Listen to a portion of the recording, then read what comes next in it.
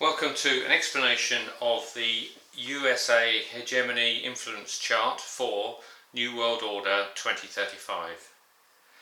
In this game, the United States is not a played country. Instead, countries of the world use this chart to try to get America to do things. And they do this by putting their political action markers on the chart. And then they move into the centre. Once they're in the centre ring, they can actually get America to take an action.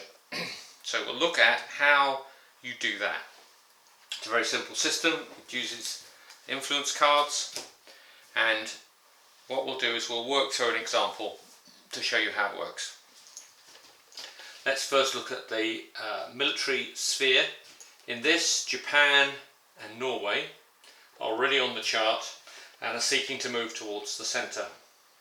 So they each spend one card to move one space, and the players will look at their cards, and obviously at this point they'll want to use the lowest value cards. So here Norway has 4 cards, and they're going to use one card to move in one card to move another, and the final card to move into this space here. We'll discard the cards that have been used already.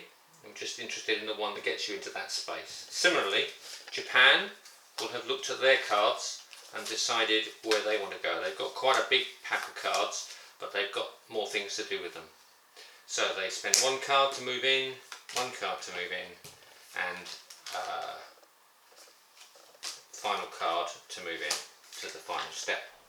At this point, only one of them can be in the take action, and it will be the highest card.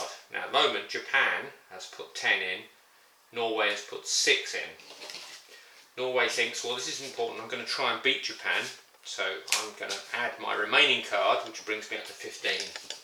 Japan, on the other hand, really wants to get military action from America. So it will put in a high value card, bringing its total up to 20. Norway's got no more cards left, so it then falls back to this point. And all the cards used are discarded. So at the end of that, Norway's used up all its cards, Japan has a few cards left, and Japan is in the centre.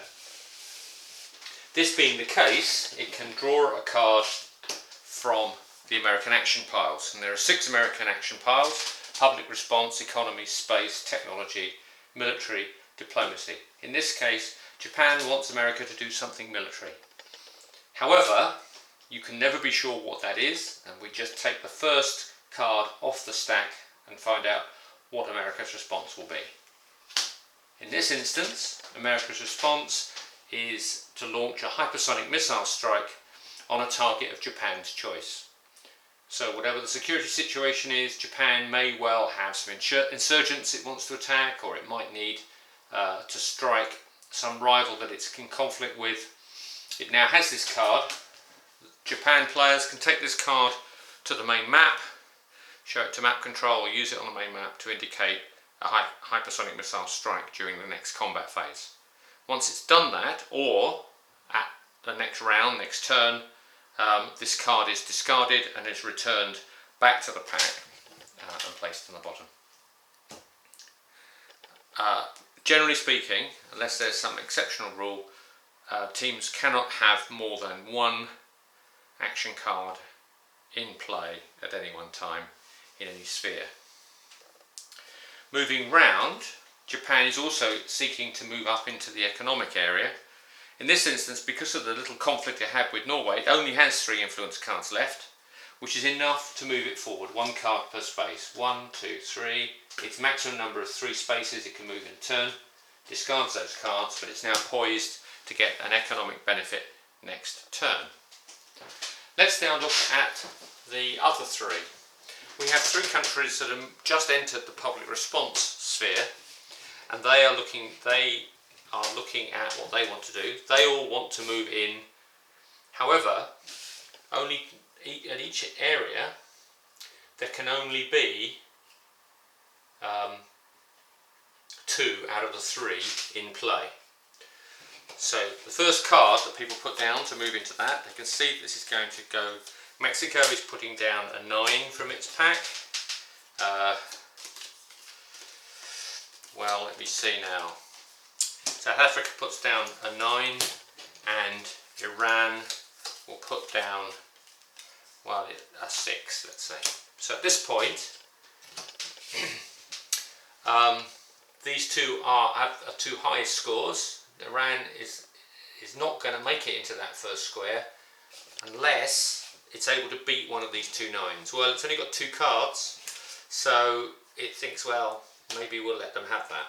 So the first round, discard the cards, is that Iran's failed to get into the top track. However, they've got more moves to go, so the second space is pretty straightforward because they just need to use 1 card per space up to a maximum of 3. So Mexico moves 1, uses 2 cards to go forward 2 more, discard those.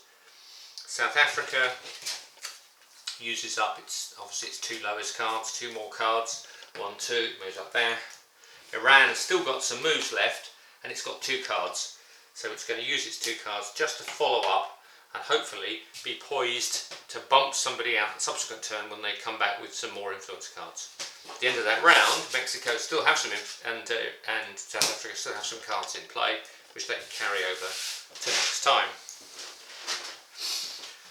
So that's a very quick run through of the sorts of things that happen on this chart, and just to give you a flavour, the sorts of things that you might get in economy, let's say this US grants rare earth extraction.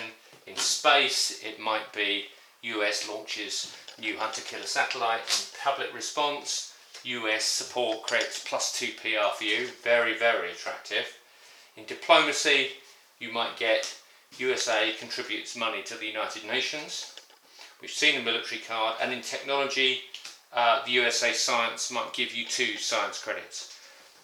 All of these, there's a whole range of different things for each stack, but generally speaking, there are more gains than otherwise. So it's generally speaking, you'll get some bonuses for getting yourself in there if you are unable or to get advantage elsewhere. So by all means, try to influence America, and good luck.